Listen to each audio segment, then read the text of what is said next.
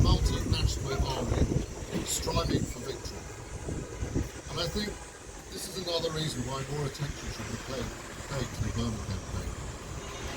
Because it was the living embodiment and the best example ever of how well multiculturalism can work.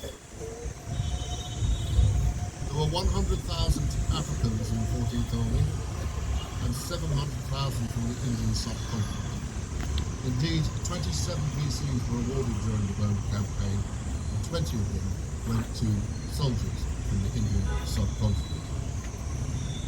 Kohima was a very desperate and brutal battle, fought by very brave and determined men in the most horrendous conditions against a very brave and hard-fighting enemy.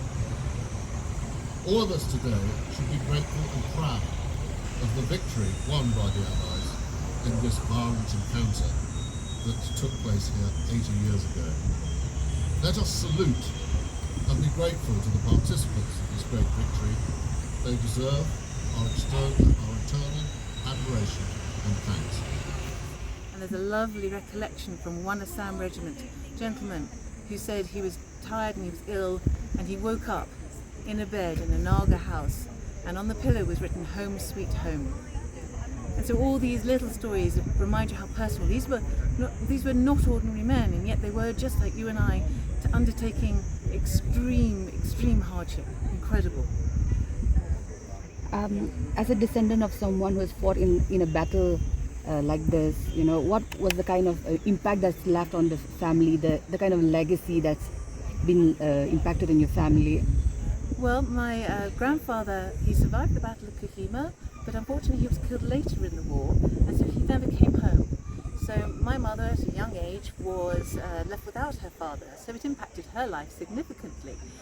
My mother was incredibly proud of her father, and she passed that on to me, my brother and my sister, and we remember him and his men all the time, but particularly around the commemorations of the Kohima battle, and in England the November the 11th commemorations. I have been trying to make sure that the next generation have the similar ability, have the knowledge and understanding, so that they can give proper remembrance and give proper thanks for all that happened here. And so my three children came here to the walk and to see the battleground and see the commemorations and hear more themselves from people involved, the descendants of those involved, more about the battle and what happened here. On that note, the Battle of Kohima is also known as the Forgotten Battle. And why do you think it needs the global attention? I think it's an extraordinary story on many, many levels. It was very important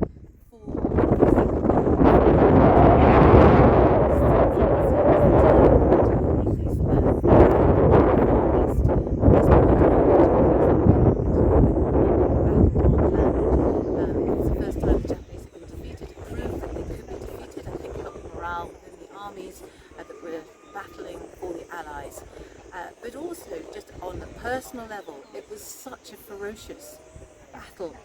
It's important to remember how these men who were fighting here, how could they have done it? When you read the stories, it seems incredible to us today that people had to live like this, and hopefully we learn the lessons from the past and we don't end up doing the same things, repeating history in a bad way. We need to make sure that in the future we learn those lessons and go forward more positively.